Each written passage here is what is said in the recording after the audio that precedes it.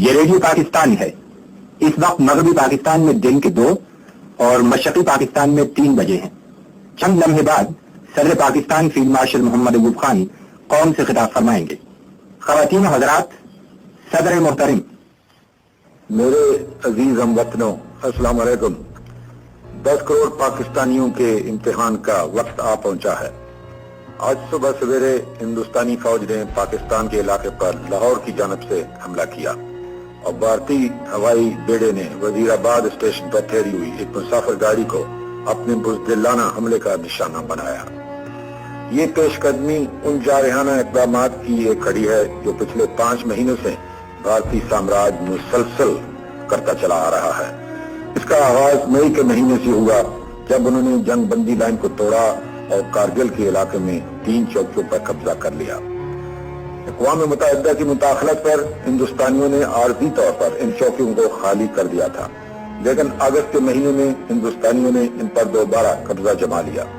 ہندوستانیوں نے اپنی جارحانہ سرگرمی کو جاری رکھا اور بڑھتے بڑھتے ٹٹوال کے علاقے میں بھی ہماری چوکیوں پر قبضہ کر لیا اور پوری قوت اور جنگی ساز و سامان کے ساتھ اوڑی اور پنچ کے علاقے کی طرف بڑھ گئے۔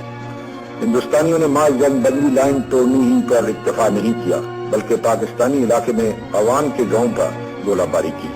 اس قدر اشتعال انگیزی کے باوجود ہم نے جس ضبط و تحمل سے کام لیا اسے ہندوستانیوں نے غلط سمجھا۔ ہندوستانی حملے کو روکنے کے لیے آزاد کشمیر کی افواج کو بمبر کے علاقے کی طرف مجبوراً بڑھنا پڑا۔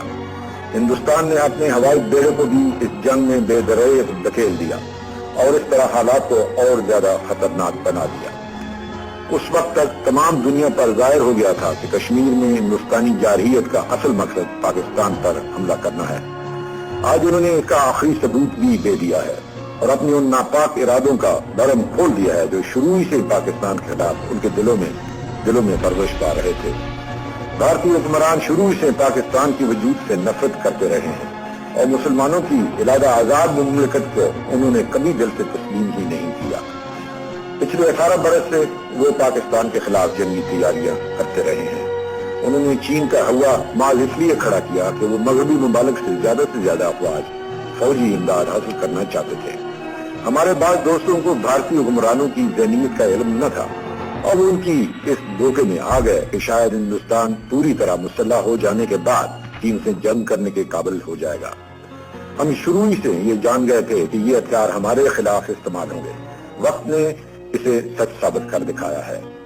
اب جبکہ ہندوستانی حکمرانوں نے اپنی روایتی منافقت اور بزدلی سے کام لیتے ہوئے باقاعدہ اعلان جنگ کے لیے بغیر اپنی فوجوں کو پاکستان کی مقدس سرزمین پر حملہ کرنے کا حکم دے دیا ہے، تو ہمارے لیے صرف ایک ہی راستہ رہ گیا ہے، اور وہ یہ کہ ہم ان کے حملے کا ایسا منہ توڑ جواب دیں کہ ہندوستانی حکمرانوں کے ناپاک سامراجی منصوبوں کا خاتمہ ہو جائے۔